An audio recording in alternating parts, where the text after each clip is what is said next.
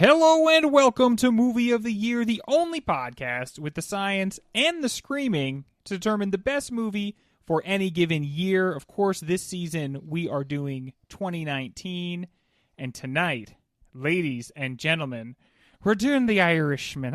Touch of the Irish. I'm your host, Greg. Joining me, as always, is best friend. Which one of you dang old idiots won best friend last week? I think that'd be me. Oh my gosh, Mike, my best friend. These are, of course, my two best friends. I pit them against each other every week to determine who has the best takes when it comes to movies. And Mike, your takes have been so hot. Care to comment? Yeah, you know, sometimes you got to give, sometimes you got to take. I prefer to take without oven mitts on, keep my hands hot. Now, you won the Little Women show. Ryan, is that because you are an avowed anti-feminist? No, anti-little people. I think you watched the wrong movie. You watched like the Thumb Wars style version of Little Women. You watched the Joker again. Excuse me, Joker. Goddamn. There's no fucking the, Greg. Doesn't it slip in there, though? Doesn't it just want to be in there? Did you watch The Little Women? Did you watch Irishman? I just watched Irishman. Irishman. Good day, mate. It's me, the Irishman. Also, I don't know if this does matter. Ryan won Little Women. I couldn't remember what the last show we did was. and Parasite before that, Mike, but you got all the credit for that one too. So all I did was say I won, and you took it. You took it like a champ. Well, I hadn't been introduced yet, so I don't think I have been yet, so I can't say anything. Legally, you can't speak, Ryan, but you can start speaking now. I'm sorry that I've forgotten that you are actually my best friend. Goodness gracious, That's a bad friend move. The quarantine. Like, I can't take you to the muffin store to buy you all your muffins as best friend. I just have to leave them outside your door, and you think that's a Mike move. And I for sure have quarantine brain. Like, I never know what has just happened. Or what hasn't happened yet. The other day I said to my wife, I was like, hey, remember the other day when I said so-and-so? And she was like, that was earlier today. She said it was earlier that same day. And I was like, oh. Time is meaningless. Speaking of a meaningless amount of time, we have all seen this movie before, or was this the first time for anybody? Firsties. Okay. And I think that's 3.5 hours. A week is the perfect amount of time to digest that. You definitely don't need to rewatch or anything. Ryan, we already had seen this movie. Are we the dumbest people ever? Oh, fuck no. I thought this movie was good. I am so glad I watched it again. I watched it in fewer episodes than I did the first time, and I fucking love this movie. This movie has shot up to like maybe my top 2 or 3 of the year. Wow. I cannot believe how easy it is to just sit there and let it pass you by. Mm-hmm. A lot like the life and these characters' lives, and then sort of once you sort of know what it does and how it moves and how its pacing works, I think it is a fucking fantastic movie. Do you think that the more episodes, the worse you're doing? Like, you're actually hurting the rhythm and the pace he's set up? 100%. I think that, like, I'm not gonna shame people. You know, we talked about this last week. We talked about Irishman a lot on the Little Women episode, about how we just all get to choose how we watch, when we watch, what we watch now. But I remember so many of the incredible reviews that came out about this movie were from all of these critics who saw it in theaters. And I think that in theaters, I think the 3.5 hours would fly by. And I think that the movie does set it up to be like 1 or 2 or 3 really sort of different movies if you allow it to.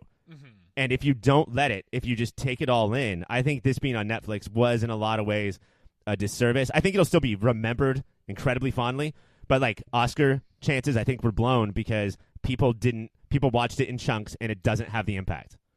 Yeah, I think chunks is a bad idea, and so is if any slow thing, and obviously streaming is great, home entertainment is great, especially in these times. These uncertain times, Mike? These uncertain times. Excuse me, I forgot I should be a car commercial.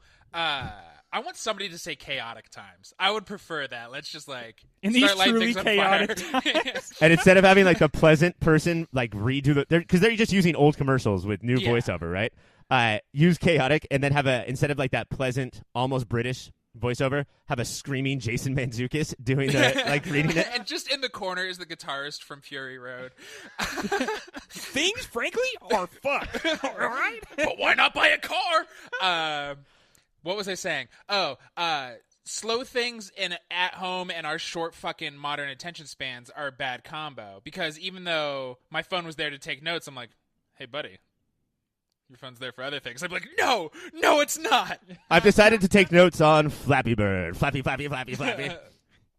And we are going to flap right into the next segment. I cannot wait to get talking about this movie, and so I refuse to wait.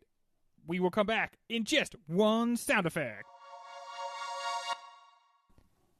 The Irishman was decades in the making, in numerous ways. It began its development in 2007 after Robert De Niro read the book I Heard You Paint Houses and gushed to Martin Scorsese about it. But the two had actually begun talking about making a movie about an aging hitman in 1980. The film is about legacy on and off screen. It's the 9th collaboration between De Niro and Scorsese, the 4th film to star both De Niro and Pacino, and the 7th to star both De Niro and Pesci.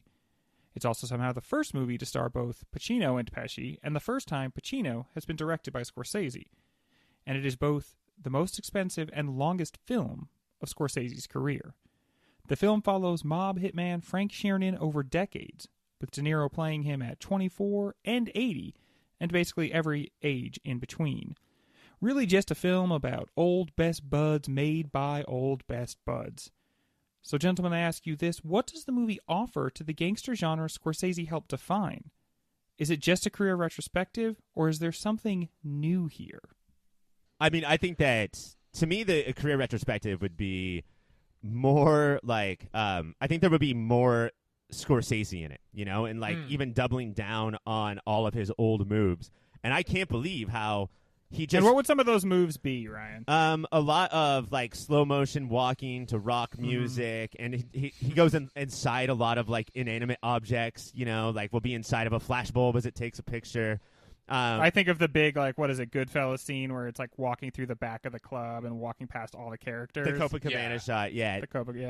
And there's a lot to do with sort of rock and roll editing and rock and roll camera work, and I can't it's almost completely gone, which adds to the length of the movie. Right. Casino is a very long movie, but it's so full of all of this crazy camera work and all of these angles that we have never seen before inside of other things. One time a camera's inside of a camera, and you can see the surrounding camera and the boom. You just see Martin's face. Yeah. Oh my God, no, the other way.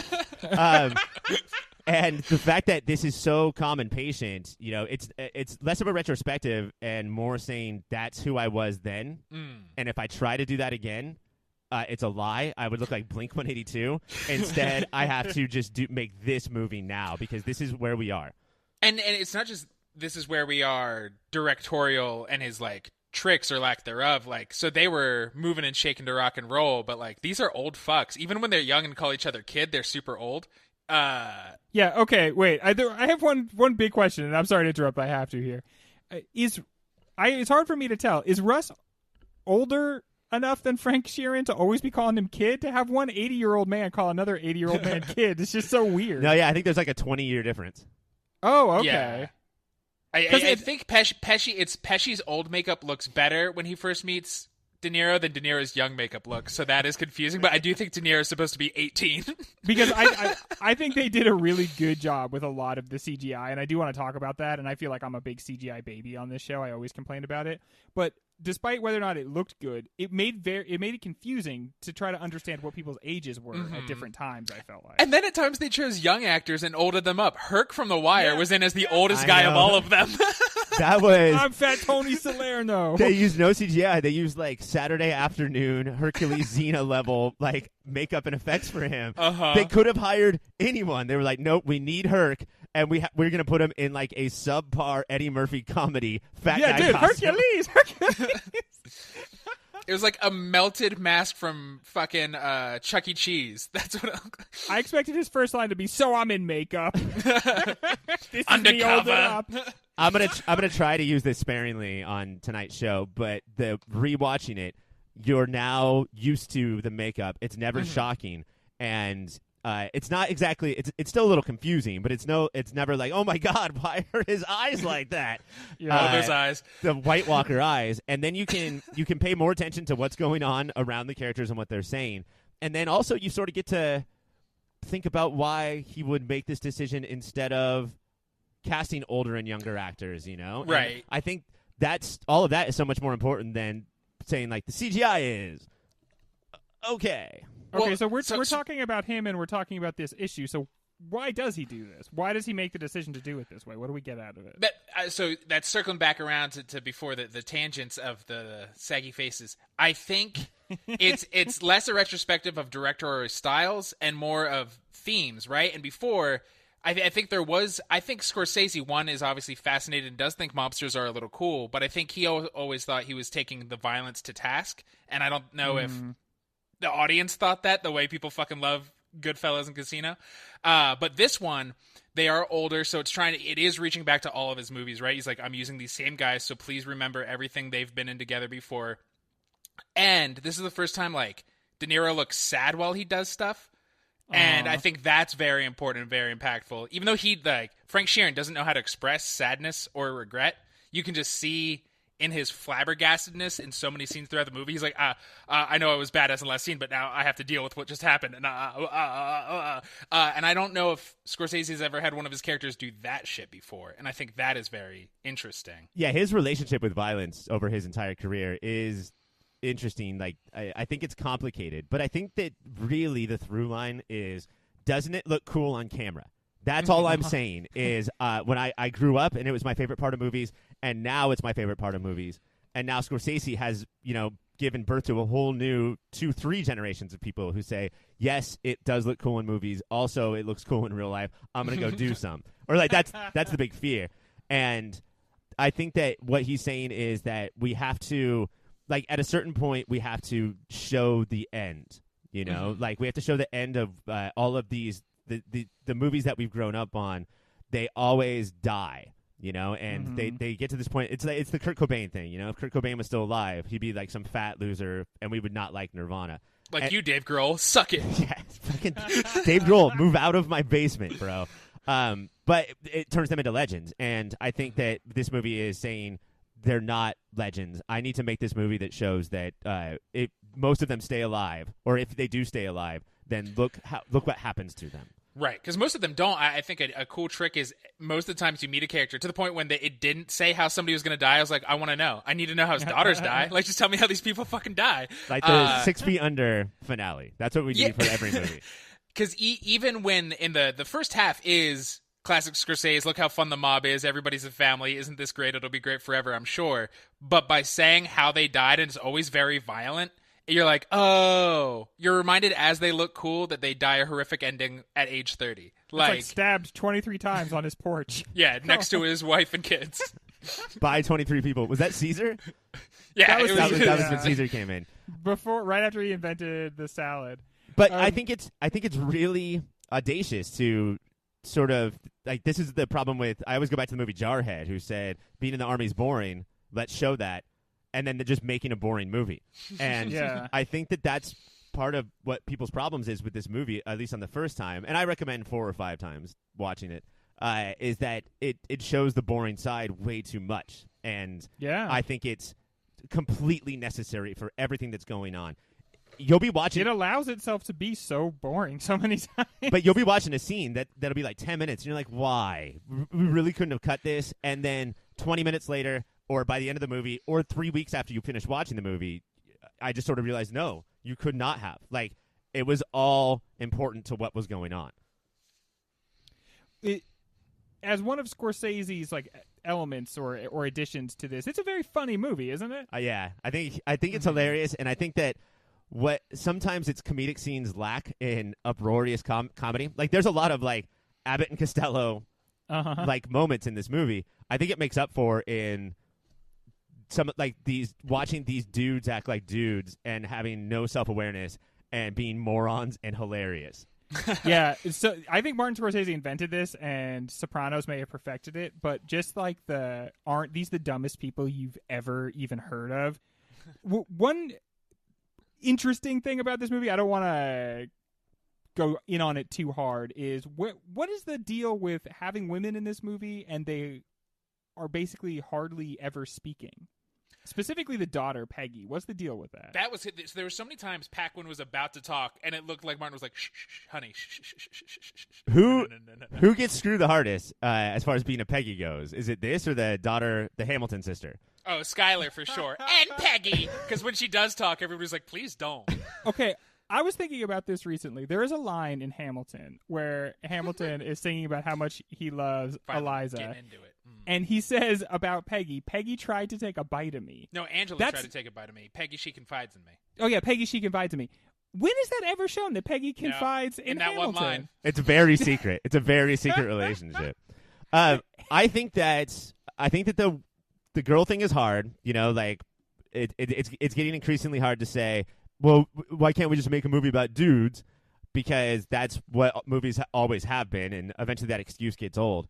I think that part of the point is that these people are morons, and part of it is because they were in love with each other instead of the people they claim to be in love with. Mm-hmm. Yeah. And if they had actually been good husbands and fathers, they would have been better people, but they couldn't because they're morons. I do think, though, that his attempt to make Peggy the Jiminy Cricket of the movie is just the conscience of Frank. Yeah, is kind of a failure. Like, he tries, and I just don't think he fully succeeds.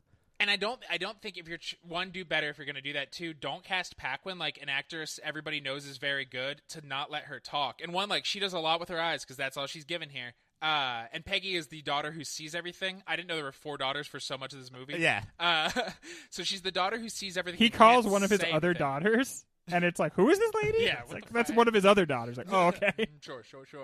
And it just does the whole time. I'm like, why Paquin? Why even do this at all? Because it does feel like it felt like highlighting how much I wanted to hear her talk and act against De Niro, and I'm like, just not going to be able to. Well, yeah, I think what happened is it's not stunt casting, but what it is this person has so little to do that we have to bring in almost a ringer, right? We have to bring in somebody who's so competent, but. It sort of adds to the failure. I think the biggest failure is just that it's too on the nose and everybody knows what you're fucking doing, and this should be a little more subtle than that.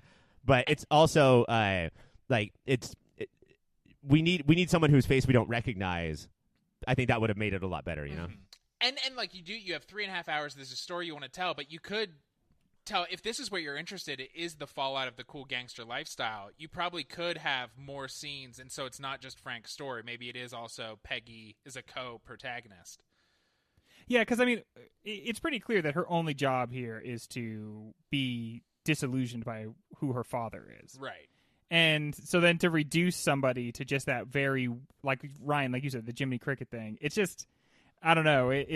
I see what his point is with that, but it also fits very nicely into just literally not giving women a voice. It's an old white dude's version of trying to handle his career better. Like you're like trying to highlight it, but you're still who you are, Marty. Like I think Marty. I think the problem is that like so much of the first. This is going to sound crazy, but I believe this, and I think it's awesome.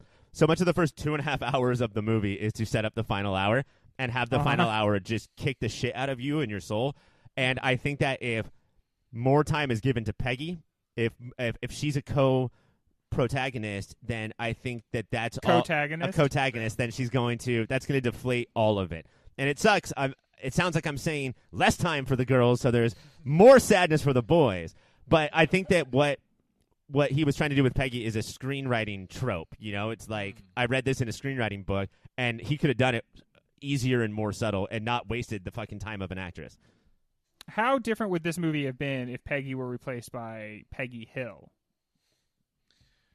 If you're Ryan, you'd want her to die quicker in the movie. Actually, no. I've been pretty open about the fact that after a recent rewatch, maybe I'm older, but she is nowhere near as intolerable as I once thought she was. Oh my God. I didn't think you could have this in you. You used to scream at me when I said she wasn't that bad. No, I wasn't complimenting her. I would say she's not that bad.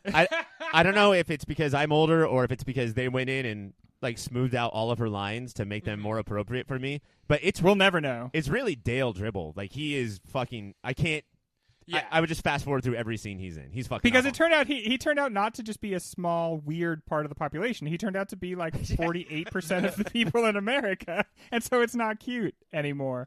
When we come back, just like we were going to recast the movie, we're going to recast this podcast. When we're back, gentlemen, we have had a good run on this show, but it's time to kick us the hell out and get new people in on the podcast. Everyone agrees that this is basically the perfect lineup, our show. But what if you replaced us with sexy, sexy celebs? And not just any celebs, but the celebs of 2019. Yeah, I think that the biggest problem is that this lineup right now is so 2020. Yeah. And, what would, we're so progressive and on it, and if it was going to be a straight-up 2019 show, we'd have to take a few steps back. And, yeah, it might be better to have the perspective of some real big 2019 names. So you guys have both come with a list of people to potentially replace the members of the podcast, and I'm going to lead us through that. So let's start with the man himself. Let's start with Big Daddy Podcast. It's me. It's Greg.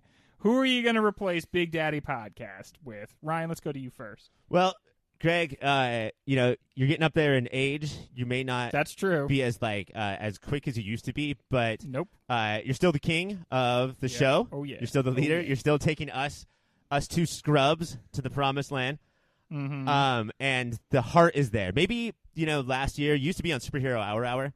True. The heart wasn't there. No. Now you have the fight in you, you have the energy in you, and you may have regained the title of GOAT. You're LeBron James. Whoa. Very strong choice. LeBron James, current Laker. Yes. If there were such a thing as basketball anymore, then LeBron James would technically be on the LA franchise called the Lakers from the before times. And also, one way in which I'm very much like LeBron, multi-talented, right? Right? I can do a lot of different things. My hair changes all the time. People are like, what's the deal with that? So I think that we both acted across from Bill Hader. I don't like to talk about it, but we both did that. Mike, who do you think should replace Greg? And you remember, you're trying to come up with a better answer than LeBron James. Cool. I do think, I'm glad you said Big Daddy Podcast, because I do think you're glad I said that. I think 2019 had a Big Daddy who, you could see he seems a little ruthless, but there is heart there. He does care. He has to make the hard decisions. Just because he has a bigger view, often is this Kylo Ren? People write in no. He's okay. Too whiny and young. This is a mature, older gentleman, and Kylo Ren did not see the big picture. No. That was one of my patented jokes. This guy, like you, everybody thinks is ruthless. Everybody's emailing him why don't you just let them be friends? Why aren't you all just friends with each other? And you're like, no, that would upset the system of the balance. You're so up there and mature that nobody can see it. And I think Thanos is where you're at. You got the big chin, you got the big daddy muscles. So either I am the greatest athlete in LA sports, or I am the bad guy that got sad about rocks and killed half the people in existence. I think both of those are minimizing what those gentlemen do. Both those guys are like, hey, give me the rock. I want it. I saw a cool rock and I want it, and I'm going to dunk it. Definitely have to go with LeBron James. So Greg will be recast with LeBron James, and that is a point to Ryan. And Mike, you're on notice. Oh, no, what happens? Oh, yeah, nothing. You just get a bunch of notices. You just find out that you're on notice. Yeah, you put them in your glove compartment, and they just stay there for a while. They shoot out cartoonishly when I open it to get my registration. Or your gloves. Next up, we're going to replace Little Mama Podcast, and that's, of course, Ryan. Mike, who should we replace the podcast mommy with? I think this person came in hard at the end of 2019, and they're a little weird. It's hard to pin your thumb on them. They're a little aloof. They think they're smarter than everybody, and maybe they are, but the fact that they kind of let you know rubs you the wrong way at times, but they are very interesting to watch. They love musicals and sometimes Sondheim. I'm going to say Benoit Blanc from Knives Out. Benoit Blanc from Knives Out. Knives Out, a show that just barely didn't make this bracket, correct? Yeah. And what did it lose to early on? It lost to Uncut Gems, right? Before we got to the... Yeah. Was that a horrible mistake that we made? It's hard, man. Depends on the day, loved Uncut Gems. I loved Uncut Gems, and I think it made for a good show. That was the hardest cut of those early rounds. So Benoit Balls, Ryan, who do you think should replace you on the podcast? Well, I think about what I bring to the show. I bring the looks. I bring the charm. Mm-hmm. I bring a lot of the skills that maybe, Greg, you don't cover. I know you cover so many of the skills. But with Mike bringing no skills, I have to do a lot. I have to do most of the dancing, the singing, all of that. I am going to cast me as all of BTS. And I am going to be those 7 young gentlemen all up on this podcast stage just doing what they do. Because I think what I do and what they do is essentially the same. Now, there are 7 of these guys. I think there's 7, yeah. So that means they've got, like, the boyish one, the bad one, the older one. But then, like, you're starting to get to ones that... The fat one. Yeah, the one that always has, like, a bunch of lint in his pockets. Hey, ladies, it's me. He's definitely somebody's favorite. I don't want to meet that person, but he is somebody's favorite. I feel like I could fix him. I feel like I could just get all that lint out of his pockets. But yeah, Ryan, that's you. You are the 7 guys from BTS. So it's LeBron joined by all 7 gentlemen from BTS. Now, Mike, he's the little baby boy of the podcast. He's just basically the son of the podcast. Ryan, who do you think we should replace him with? Well, I look at Mike's attitude, his tone of voice, the way he treats people, the shape of his head, and how he's always screaming about what he drinks. Brett Kavanaugh. I think Brett Kavanaugh should come in and be Mike. What a fun person from the news to talk about. Brett Kavanaugh. Kind of having another moment here. We're in a real fight right now. I like beer. I like beer. What, you don't like beer? Cheddarhead and Toe Bob. I just want a judge who always talks like his WWE match is about to start. Oh, the Supreme Court. I have the wrong job application. I am sorry. I will see you in a little bit. Okay, so Brett Kavanaugh potentially as Mike. Mike, can you think of somebody who would be an even better version of yourself? Yes. So you said little. I wish we got the introductions beforehand. I think that would help guide our choices. But you said the little baby boy, and I think of the I'm the heel. I know what I am. To quote who I'm going to be is I'm the bad guy. I think it's rugged physicality that makes people uncomfortable. So much charm. It's Brixton from Hobbs and Shaw. That's right, Idris Elba, the villain from Hobbs and Shaw. Oh, wow, good choice. I have to say, I did not like that movie. There was a lot that was like so cringy about that movie, but I really liked him and his cool pet motorcycle. Yeah, you know they cuddle up at night. And he's like basically got superpowers. I feel like they tried a little hard with the Black Michael Jordan thing. That was a very uncomfortable moment in the movie. All right. So, Ryan, what was yours? Brett Kavanaugh? No, I'm going to give it to Idris Elba. Yeah. I feel like you could have said anything in one there. So that point goes to Mike. So our podcast will now be LeBron James joined by BTS and Idris Elba. LeBron James hosting, of course. But there's a couple other people I just want to run through quickly because there are people in our pod family. So what about T Money? Who is 2019's T Money? I think, okay, so it's everybody seems to like him, and then you realize how much he'll piss you off. He's wayfish and good looking. It's Timothy Chalamet from Little Okay, Glory. okay. Timothy Chalamet, very good. I would say Timothy Chalamet in Danny's flower dress from the end of Midsommar. That's perfect 2019 Taylor. And that lumbering walk. How about Cassie from Superhero Show? I've got one. Merritt, Weaver? Weber? Merritt from Run is what she's in now, and she was in Marriage Story from. But no, it is Merritt Weaver from Marriage Story. Somebody who always is trying to help, but is so bumbling awkward. And is like incredibly funny. I'm gonna say Kate McKinnon as Elizabeth Warren, as Cassie, doing that dance. You're an absolute tour through the depressing news of politics. And how about our new show pal Tompkins, who is 2019 Tompkins? I have one. Yeah, go. The corpse of Philip Seymour Hoffman. Now? Yeah, now. Philip Seymour Hoffman. Cutting. In his current state. When we come back, we are going to push aside all of these normal-ass, regular listeners who we love, of course, and just spend a little quality time with our patrons, the fine patrons of the arts who support this show. And what are they getting? Well, let me tell you. They're going to get their very own question, but also they're getting, I shit you not, trivia when we come back. And we are back with all of our sexy listeners who we love equally and would never besmirch in any way that any of you ever would know about. Much has been made about the performances of Joe Pesci and Al Pacino, but there wasn't a ton of talk about Robert De Niro. Does his understated performance help the movie or make you feel each minute in the runtime? Help. I feel like he's been a joke and just mocking his own career for the last 30 years. Uh-huh. And what this movie did, and there's two scenes specifically that are fucking mind-numbingly good. The phone call with Joe after he kills Holy Hoffa. shit, yeah. And just his stammering and stuttering and like trying to play it cool and just cannot.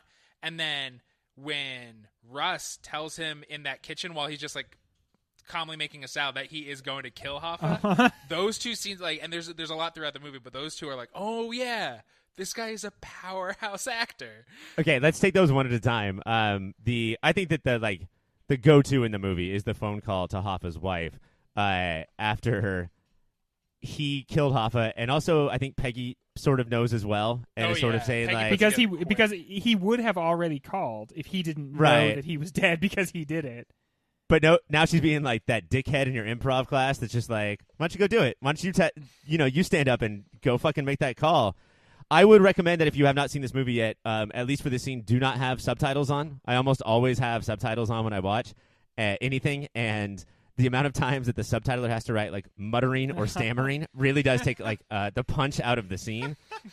But it is, you could see the scene written on the page with like a lot of ellipses, and how there's no way that would have the impact of him really trying to figure out how the fuck to talk to this person. Yeah. This is in his like like Lifetime Achievement Award reel that they play. Like it is that I didn't think that he had it in him anymore. And maybe he doesn't have the screaming anymore, but this was something that I never gave him credit for, and he fucking kills it. And keep in mind, like, when we talk about how his performances have gotten really bad, he was in Joker in 2019, and he is, like, arguably the worst part of that movie. Like, he seems completely lost the entire time. When Mike said that, it made me think that, like, he made fun of his career before we could. You know, like, he tried to, like, beat us to the joke. And that's fine. Keep making dirty, bad grandpa movies and these comedies that like aren't that funny. If you can just do one of these every year as well, I'm totally fine. Just every year, you old man. And then the other one is the Joe Pesci is cooking. Yeah. And him trying to remember all of the rules. That's what you see on his face, is that there are Russell Buffalino mob rules, and there are Hoffa rules, and this is why the performance is great. There's trying to remember what it's like to be a human being rules, because he's not. He really just wasn't born a human being, and he has to, like, every smile is forced. If he's in a social situation where he's supposed to smile, he has to remember to smile. Like, these are all things that make him pretty good at being a mobster, but all of that coming together in this scene, the respect between Russell, the respect between Hoffa, like, he realizes that his power is finally limited. You know, he kept climbing this ladder, and now he has hit the top, and there's no choice. Like, that might be better pound for pound than the stammering phone scene. There's two of his best friends in this movie who have helped him out throughout most of his life, and now one of them is saying kill the other one, and he's just like, the whole time I was watching, I was like, who is the higher power? Is it the mob or is it Hoffa? And you're like, oh no, it's clearly the mob. See, okay. And this is Frank realizing that. Mike, do you know how you're going to respond when Greg comes to us with that same exact thing? Yes, I do. To me, the crazy thing is that there's so much of the movie establishes that the mob is way bigger than Jimmy Hoffa, and Jimmy Hoffa's just absolute refusal to accept it. And that's one thing I think is crazy about this movie is the first thing he ever says to Frank is, I hear you paint houses. So Jimmy Hoffa, when he's introduced to Frank, it's like he knows that Frank is a murderer, and he knows that he's a murderer for the mob. So, like, that's as mob as you can possibly get, right? The one that actually kills people for them. And yet, for whatever reason, he never seems to take the mob seriously after that, even though they're like 3 different times where they're like, okay, it sounds rude to say this, but we're going to have to say, like, we're going to kill you if you don't stop doing this. And then like, at one point, it's so clear. He basically says to Frank, Jimmy Hoffa says to Frank, like, It's my union. I can't. Like, I just can't. Mm-hmm. He also apparently has like this basket of blackmail somewhere, just like send to the FBI, and then also he's a rock star. Like, he really does think that he's above it all. Yeah, I think that's the allure of power. Even if it's power the mob helped you get and or keep, you think you're in charge. But it's also, I think at this point, him and Frank have been buddies for like 10, 15 years. Like, a long time goes by, long enough that you forget how you met. Yeah. So that who really owns this guy? And I mean, Hoffa, there's reasons why Peggy respects Hoffa and not, her criminal father and his friends. I don't know if it's because Hoffa just wears his shittiness more on his sleeve. He's just a more genuine person. But like the way that he talks to people, it's all of those old school rules. One of my favorite scenes in the movie is he dresses down his entire crew and says, "You guys are fucking cocksucker baby assholes," and just knows that he can do it. He knows that he can do everything. And then Frank storms out like a baby, like proving what Hoffa was saying. And then Hoffa has to run out and say, like, no, that's just how we talk, like Hoffa just thinks that you won't be respected unless you're the one screaming at everyone. And he also made it clear, he's like, I didn't even see you there. Did you see how many people were in that room? I didn't know you were in the room. That is that's the most like balls-faced lie you could possibly. I didn't know you were in the room.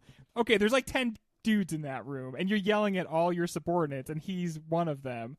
Isn't it that Hoffa, like, all of Hoffa's violence is this screaming and yelling and bombast and waving his arms, and the mob, they don't really raise their voices all that much. Even Tony Pro, when he's saying like things that are like dripping with venom, he doesn't actually yell.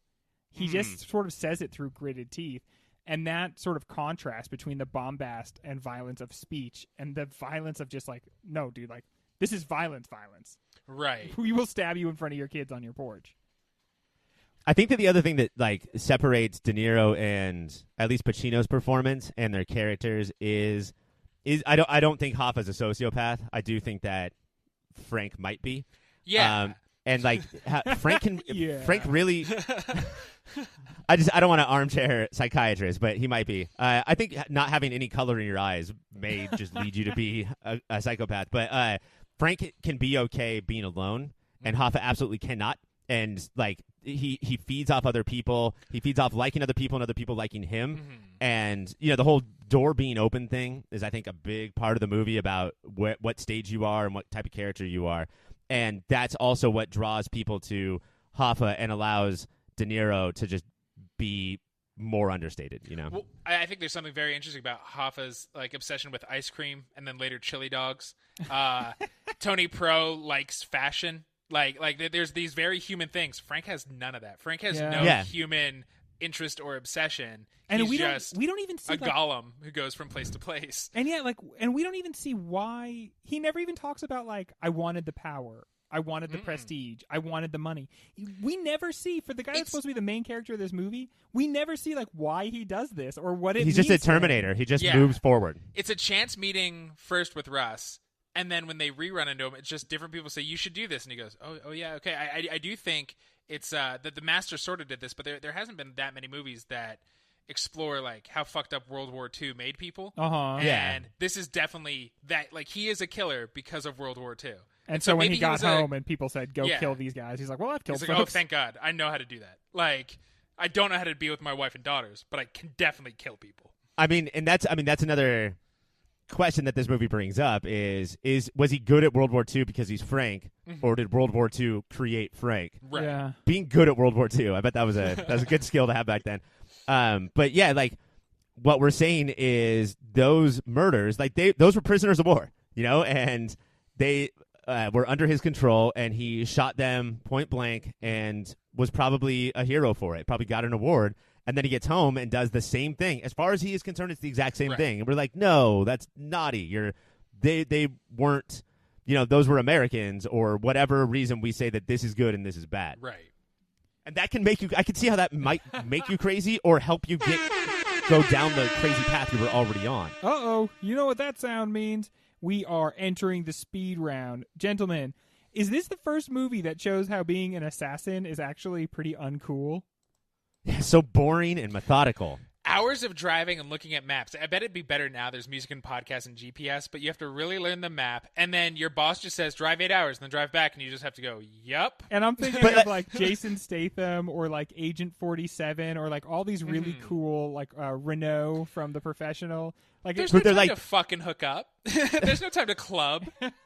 The second they get that assassination job, they're like, all right, suit store. Yeah. Let's go. And Frank has, I would say that the most delighted we see, like the most like characterized hobby that he has is when he does have to plan that trip. And he's like, let's get the Thomas guides out. We're making a map. Old dad. That's such a classic dad move. Now I'm worried my dad might have been an assassin. I thought that was a really interesting move the movie made, which is that like these killings are like basically as mundane as they could be because it's your friend that kills you all the time. So you see him and you're like, hey, how you doing? And he just walks up to you and shoots you twice in the face. And so it's just like it's like a chore. It's like I want to go. I think that most of the dialogue time in like Casino and Goodfellas went into the narration. They really wanted to have that like flashy voiceover, and this takes it all away because the way he talks about killing and what guns to use and all that is akin to like a rebuilding a house show on PBS. Yeah. You know, it's just like here. That scene where he was picking the gun and it was like a process of elimination instead of like like for the Men in Black scene, like look what we got. And he's just like, no, here's what this is. Like it's very But in a way that Frank is not funny at all. But I think Marty is in the movie is when Russell's like, oh, that guy crossed the line. I don't know. I think we got to do something. And then cut to the hotel bed. All the guns are out. Yeah. Here we go. You know, it's go time. Anytime anybody says around Frank, like something should happen, so many times in the movie they're like, no, like because they just know if he means anything should happen, it's go kill someone. He needs one of those coily things that people have their kids on at amusement parks. Just like, whoop, come back, Frank. Hey, you know it's Tony's birthday on Sunday. We ought to do something. All right, you want me to go whack Tony? Okay, here I go.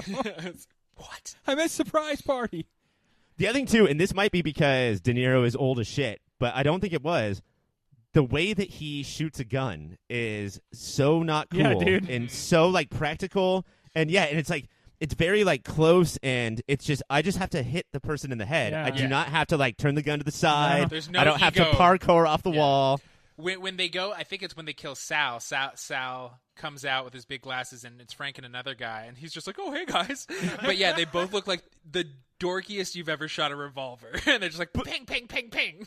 Based on that whole birthday party thing, where it's Tony's birthday, if you're Sal and you see Frank coming up the sidewalk, like, can you feel confident at all? I'd Get run the right fuck back out into that psychic den or whatever. Well, that's like where he won't sit in front of the strangler, even though he knows that that's not what they're doing right now. He won't sit in the car in front of that guy that strangles people, and then he ends up killing that guy later. Right.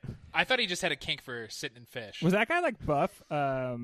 Jason Schwartzman or what? Yeah. I did think that. Yeah, that is the household here decided that as well. What the hell is with that ears scene? The ears character in a movie that's 3.5 hours long, having a scene that seems to have no point at all. Is that a good call? So I think it's trying to be funny. It's showing you can never trust anybody. What's going on? But it showed up later that ears was the CIA. Yeah. And so I think it was trying to plant like, the CIA was funding the mob the whole time.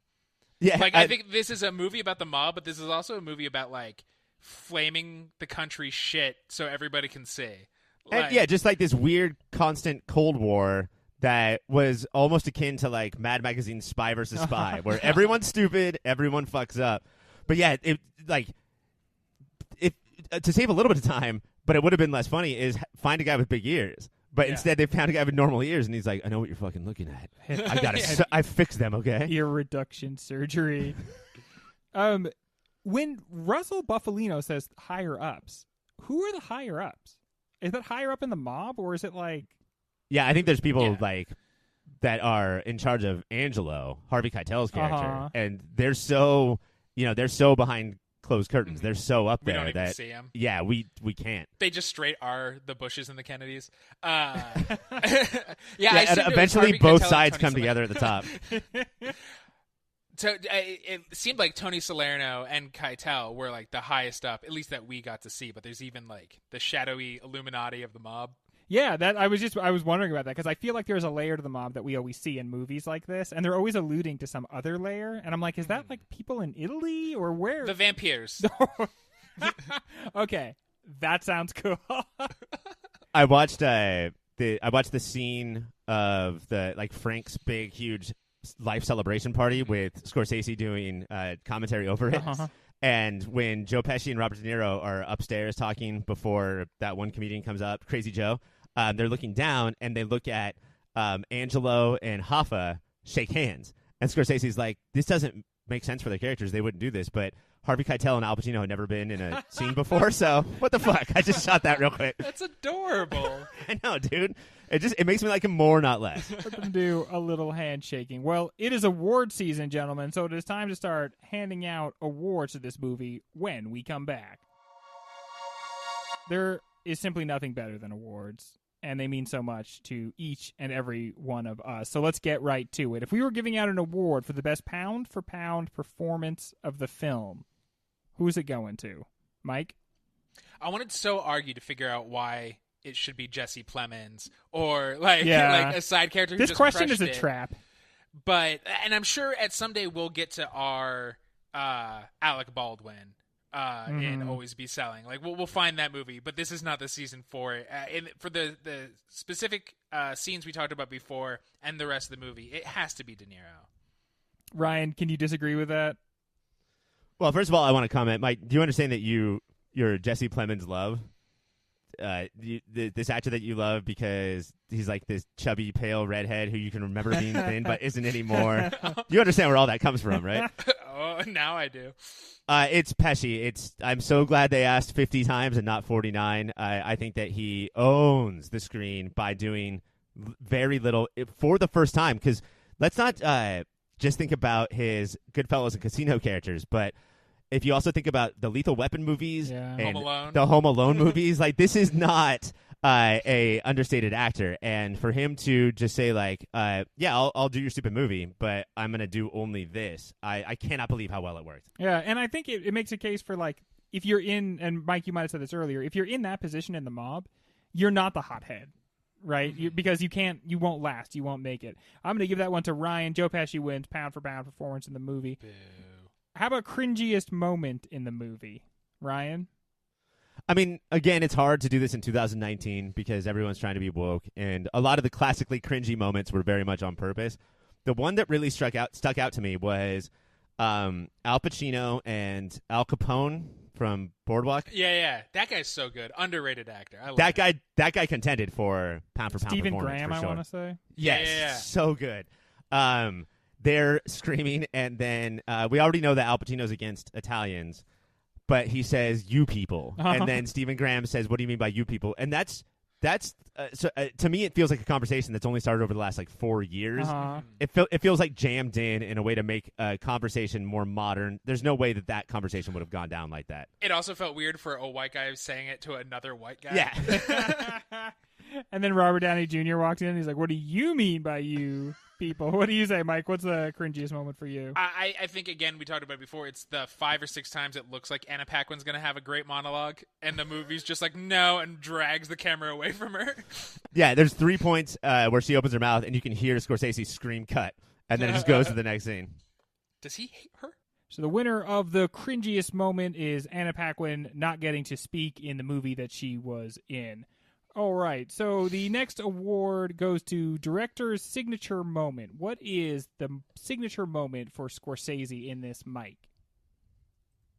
This feels very much, it's in the middle of the movie when Hoffa starts going around the country and Frank's fully in with Hoffa. We don't see the mob for a long time. And it's just like a montage quickly with De Niro's voiceover over it. And that's like, oh, this is what every parody of Scorsese does. Like Community's Chicken Fingers. I mean, not just parody like Airplane parody, but also every wannabe thinks that they can do Scorsese. This is how they do it. And he's just the fucking king. He's just the king. Mm-hmm. Do you have that same moment, Ryan? No, I have. We were talking about rock and roll editing before, and a lot of this movie takes place during Scorsese's favorite time in music. You know, like Mike, you mentioned the Rolling Stones, and he loves that that 60s to 70s wall of sound. Black and white music finally intermingling. It was all at that time, and he just didn't use it. He used old man music. He used pre-doo-wop music. You know, it starts off with In the Still of the Night, and it doesn't really get much more modern from there. And I think that's him just saying, this is not Goodfellas, this is not Casino, the editing and the music are going to still coexist and still talk to each other, but with none of that like dancey percussion that you're used to. I like that, but I'm going to give it to Mike. I like those quick cuts, the montage style stuff. All right, so now we're going. I do like mine better. Ryan, yours is also very good. So the awards are signature awards for this movie. The first one is Worst Pacino Delivery. Now, this is sort of premised on my believing that this Pacino performance is bad. Do most people feel that way, or am I alone in that? I think it's his best in a long time. I think that it is. I think it speaks to the movie. Like, I think it works. I think it fits. I actually like it. It's definitely like 5th place or 6th place for me, but not bad. That's still pretty high. When the board handed us that award, I thought it would be cartoonish, and I was like, this. It feels true to Hoffa. Like, there's anything that rings untrue here. I do feel like there are scenes, particularly the scene where he's like freaking out, that enters into cartoonish Al Pacino territory. We also have a Matthew Lillard from the end of Scream amount of spittle coming out of his mouth. So, but just to give it to me here, what are the worst Pacino deliveries? Mine is him saying, "I'm saying, to the best of my recollections, I must rely on my memory. I don't remember." And there's a way that you're like, oh, the character is being very cute here, but he delivers it as if the character truly believes that, and it did not gel. And now, non-Patreon people, we know from trivia that he was only using his memory of what it was like back then, so he's fucking lying. Can I say my best? Because if we're shitting up Pacino, there is at the end of his Scream rant, he calms down. He goes, "I'm going to prison. You understand?" It's the quietest he is the whole thing. I'm like, oh, this guy feels broken by that fact, and that is great. Ryan, what do you say is the worst Pacino delivery? The one that I was hoping for was when he says, I got a Sunday for me and a Sunday for Peggy, and that is it. And then they cut away before he was like, not for you, and fuck you, and you little kid, you're not getting a Sunday. Ooh-ah. But my favorite Pacino in general line was he says to Robert De Niro, in a war, you go from point A to point B. Sometimes you spill a little beer along the way. And I love the mixed metaphor, old man bullshit of that. But then he follows it up with then saying that philosophy makes sense to you. Like, just say your crazy shit and then don't ask people if it makes sense. And then Robert De Niro has no choice but to say, yeah, sure, it sure does. No, it doesn't. But way to be a soldier, Frank. That is absolute nonsense. I'm going to give it to Mike and the congressional testimony one. I was really hoping for the one where Al Pacino really forgets his line in the middle of that rant and stands there trying to figure it out and then pounds his hand on the desk because he can't remember the name. Can't remember someone's name. Did you guys, watching this Hoffa, I don't know anything about Hoffa. I don't know if this was accurate or not, but did you guys see like an incredible Richard Nixon biopic in Pacino? It felt like he was just doing Nixon the entire time. Maybe that's just dudes from that era. This is Nixon-y. This is one of the few times I've heard Pacino do a voice. He kind of always does his own voice, but he was really pushing this into the upper register, like up into the top of his throat. All right, how about for the next award, Scorsese winks at his past? What is the moment where Scorsese is most acknowledging his filmmaking past, Ryan? I mean, I think this is a slam dunk. I think the movie starts with the one take of going through the old folks' home as if it were the Copacabana from Goodfellas, and we're not ready yet to understand when we're first seeing that exactly how important that is, how this Scorsese movie is going to be. But what a way to say, maybe it shouldn't be my most famous shot of all time, but look, it is. Society has decided. So I'm going to hit you with it right away and let you know that this is the kind of movie we're doing. It's going to be slower. It's going to be grosser and older, different, like way less peppy music. And then we're going to land on Robert De Niro as he looks now, which is nobody's ever been older. Father Time himself, Robert De Niro. What do you say, Mike? Yeah, there's no way it's not that opening shot. It's the only time that it also felt winking. Like, the other times if there's reference, it's like, that's just stuff he does. But this feels like, I know what I'm doing, you know what I'm doing, can we all fucking move on with Let's it? just have Can you fun. imagine getting a wink from that man? Just the amount of eyebrow movement that must come up and down on that wink. How about the Ray Romano-ist moment? Yeah, I'm gonna give it to that opening shot because you both picked it. How about the Ray Romano-ist moment, Mike? Early on, Romano, as he often does in this movie, is trying to calm somebody down, And what does that sound like? He's yelling, and he's like, "Oh, okay, Deborah, you can't blame anybody for that." But his hand, one hand is on his hip, almost Forrest Gump height, and the other hand is like backwards how you would have it in there, and he's trying to calm Hoffa down, and it's just so like, you don't belong in this world, and that's why you like they need you. Yet another reason why this Forrest Gump remake was just pitch perfect. What do you say, Ryan? When he's in court, he's defending Hoffa, and this is when there's like this faux assassination attempt. And it happens at the end of his line, and so Ray Romano like rushes through his line, and then it has to finish it. Like you got to get all the words out, but as he's saying it, just dives and sprints under the table and gets far away from any of the action that's going on. I'll give it to his posture and his Ray Romano sounding intonations in his voice. So pound for pound performance of the film goes to Pesci. Cringiest moment, Anna Paquin not getting to talk. Director's signature moment, that big. What was director's signature moment, Ryan? De Niro's like big voiceover montage. Yeah. Worst Pacino delivery was the testimony. Scorsese winks at his past was the opening, and Ray Romano's just general demeanor and being.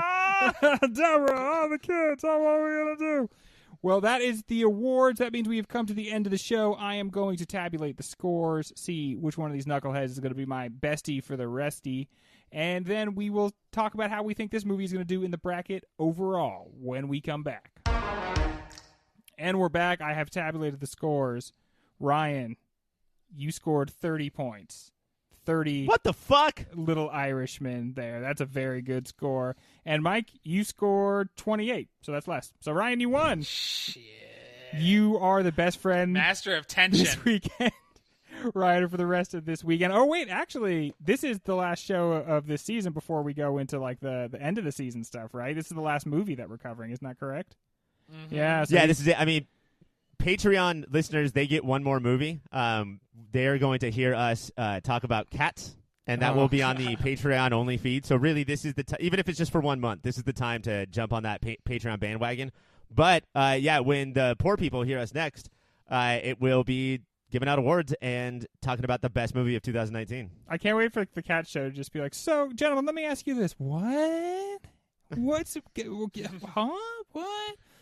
Which one was Mr. Mistopheles? Taste buds, I ask you. So this. Ryan clearly won. Is clearly the best friend. How do we think this movie is going to do in the bracket? We've seen all the movies now. How is it going to do against the rest? I will say this. I'm not sure that a rewatch, and I'll just speak for me, but I would appreciate it also if I can speak for you two as well. Please do. I don't know if a rewatch and a discussion has helped any movie more than this movie.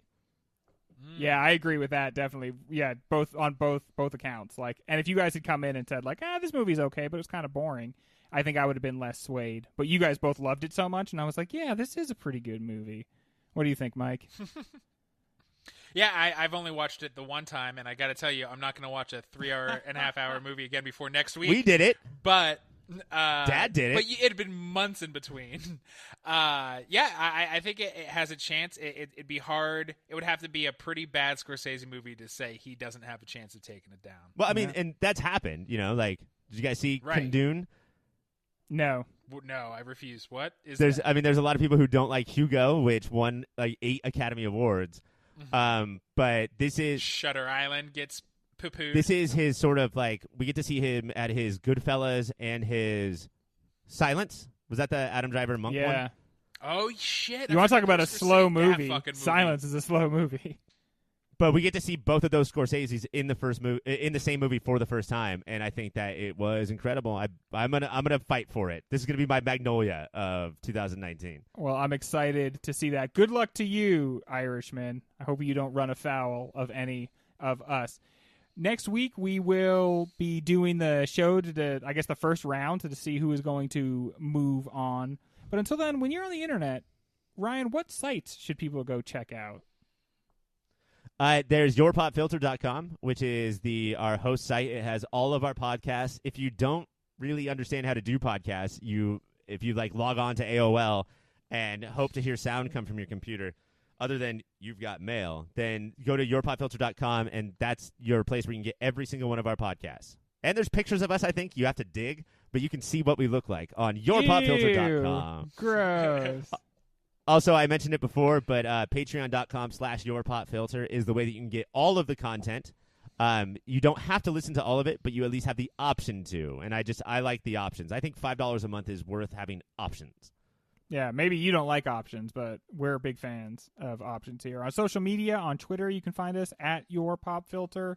I'm at Pensive Gorilla. Mike, what's your handle on Twitter? At microphone yo. Very good. Very easy to remember. Very easy to spell. You can email us at contact at yourpopfilter.com or Instagram at yourpopfilter as well. Our music is provided by Shady Monk.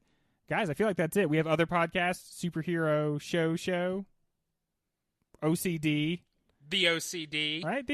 We got a lot of stuff, you guys. Okay? Just try to engage with us a little bit. We're movers and yeah, we're out shakers. there doing something. What are you doing? Oh, when does this come out? Does this come out this week? No, this is I going to think come a couple out. weeks. Yeah. It comes out today, the day Well- that they're listening to it. It came out the day, so go look. Shady Monk is doing a digital concert with a bunch of other people. Go look for that on his handles. It was a blast. We That's the enjoyed cool thing it. about digital concerts, I'm assuming, is that if you missed it, you can still watch it, right? I think so. And really, with the kind of music he makes, I love it. It's great. But do you need to be there live? Probably. Listen to the bleep blorbs in the comfort of your home. Well, next week we are going to start narrowing down these movies, the films of 2019. But hey, until then, keep watching them movies.